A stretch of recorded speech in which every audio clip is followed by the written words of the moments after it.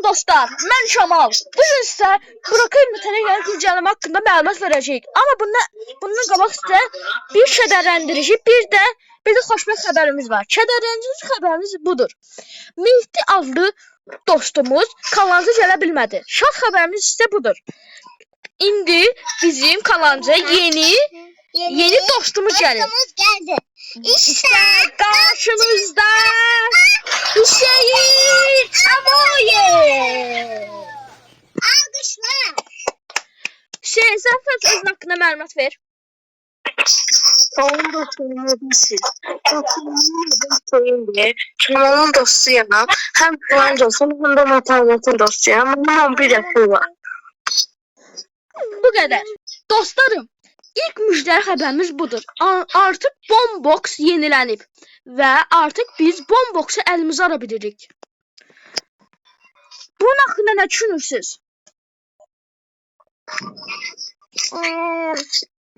Ben böyle düşünürüm. Çok güzel bir şeydir. Ben de sevindim. Sevindim. Ve ama ancak çok üzücü bir şey var. Onda o premiumdur ve premiumu olanlar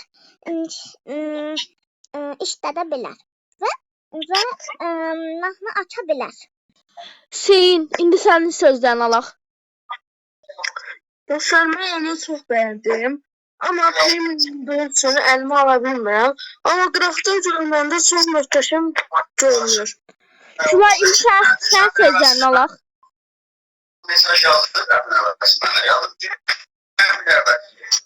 Şuna indi sən sözlərini alaq.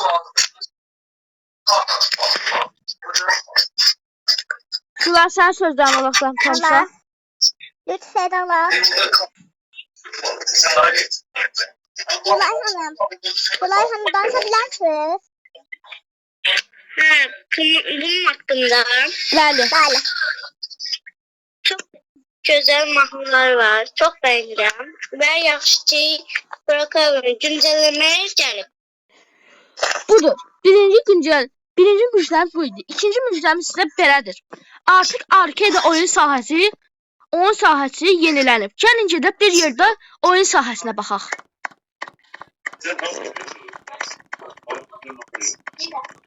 Bu arada dostlar, bu başta tabileri gördüğünüzde like atın, abone olun. Budur dostlar. Bizim oyun sahəmizə yeni dans eləmə aparatı. Burada yeni qala biləcəyimiz və oyuncaq ala biləcəyimiz yerlər. Bu motosikletlər bunlar onsuzda var idi. Ona görə bunları tanıtmıram. Və ikinci gözəl şeyimiz isə belədir. Artıq oyuncaq alma aparatı da gəlib. İndi bir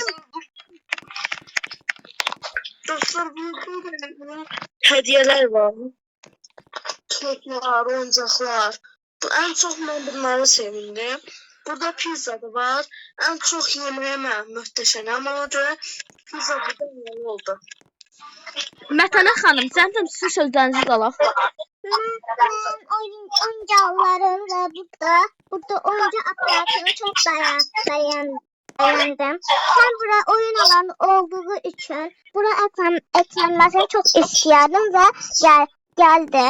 Ve pizza da güzel ama başka şeyler olmadıysa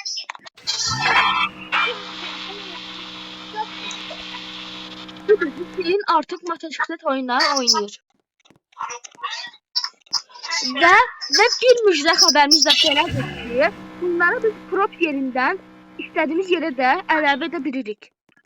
Bəli.